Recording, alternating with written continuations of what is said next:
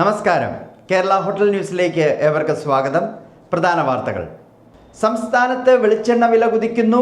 കിലോയ്ക്ക് വില 400 രൂപയ്ക്ക് മുകളിൽ എത്തിയതോടെ ഹോട്ടലുകളും കേറ്ററിംഗ് സ്ഥാപനങ്ങളും ചെറുകിട പലഹാര കടകളും പ്രതിസന്ധിയിലായി.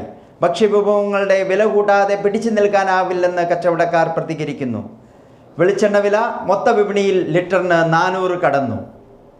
ഇന്ത്യയിൽ മുട്ടയ്ക്ക് ക്ഷാമം.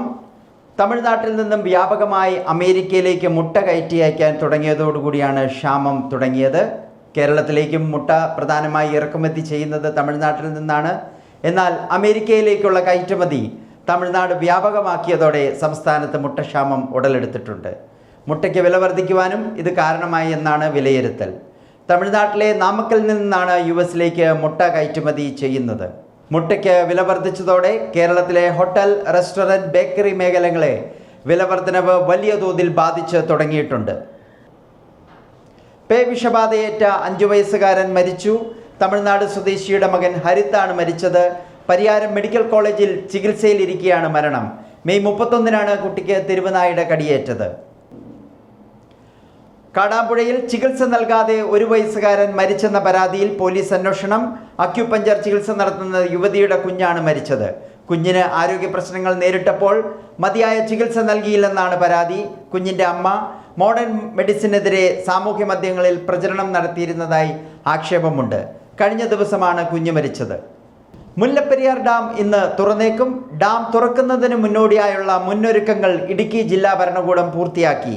സുരക്ഷയുടെ ഭാഗമായി 853 കുടുംബങ്ങളെയാണ് മാറ്റി താമസിപ്പിച്ചിട്ടുള്ളത്.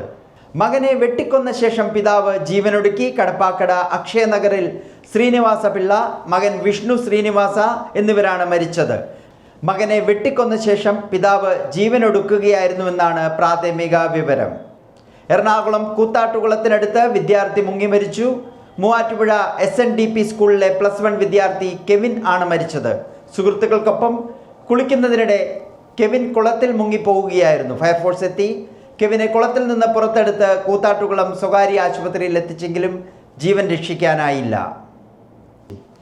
കൂട്ടബലാത്സംഗത്തിന് ഇരയായെന്ന ലോ കോളേജ് വിദ്യാർത്ഥിനിയുടെ ആരോപണത്തെ വൈദ്യപരിശോധനയിൽ സ്ഥിരീകരിച്ചതായി കൊൽക്കത്ത പോലീസിലെ ഒരു മുതിർന്ന പോലീസ് ഉദ്യോഗസ്ഥൻ.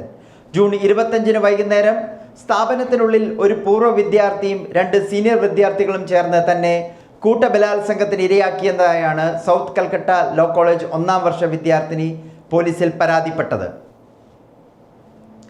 ഡൽഹിയിൽ വാഹനത്തിന്റെ മുൻസീറ്റ് നിഷേധിച്ചതിൽ പിതാവിനെ മകൻ വെടിവെച്ചു കൊന്നതായി പോലീസ് വൃത്തങ്ങൾ അറിയിച്ചു. CISF-ൽ നിന്ന് വിരമിച്ച സബ് ഇൻസ്പെക്ടറായ സുരേന്ദ്ര സിംഗ് ആണ് മരിച്ചത്.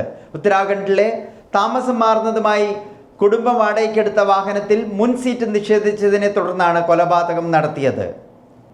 ഇതോടെ വാർത്തകൾ കഴിഞ്ഞു. നമസ്കാരം.